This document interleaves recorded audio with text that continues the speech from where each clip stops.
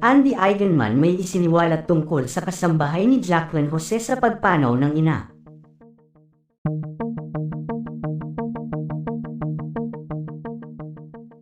March 5, 2024 dumating na ang urn na naglalaman ng abo ng labi ng namayapang multi-awarded actress na si Jacqueline Jose sa chapel na pagbuburulan nito sa Arlington Memorial Chapel sa Quezon City. Si Andy Eigenman, anak ni Jacqueline sa namayapa na ring aktor na si Mark Hill, ang naglagay ng urn sa ibabaw ng altar na pinaliligiran ng mga bulaklak at larawan ng aktres. Makikita rin sa video ang dating boyfriend ni Andy na si Jake Ejercito at ang anak ni na Andy at Jake na si Ellie.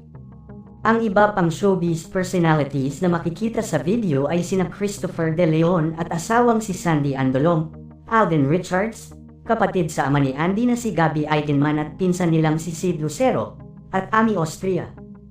Ang dating aktres na kapatid ni Jacqueline na si Veronica Jones naman ang naghatid kay Andy ng urn. Samantala kahapon na ay nagsalita na ang aktres na si Andy Eigenman kaugnay sa pagpanaw ng kanyang inang si Jacqueline Jose. Sa Facebook ng ABS-CBN News nitong Lunes March 4, sinabi ni Andy sa publiko ang dahilan ng pagkamatay ni Jacqueline. I announced the untimely passing of my nanay, Mary Jane Gopp, better known as Jacqueline Jose at the age of 60, on the morning of March 2, 2024 due to myocardial infarction or heart attack, saad ni Andy. We'd like to thank everyone who has sent their extended prayers and condolences to us. As our family is trying to come to terms with this unfortunate incident, please provide us respect and privacy to grieve, anya. Matatandaang nauna nang kinumpirma ng management ni Jacqueline ang kanyang pagpanaw matapos lumabas sa mga pahayagan ang mga ulat hinggil dito.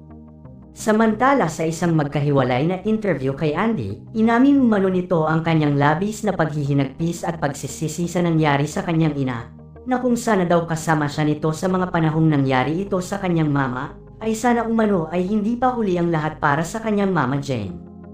Hindi umano makapaniwala si Andy na sa ganito way kukunin ang buhay ng kanyang ina, yung walang kasama man lang sa bahay dahil pareho sila ng kanyang kapatid na hindi nakasama ang ina.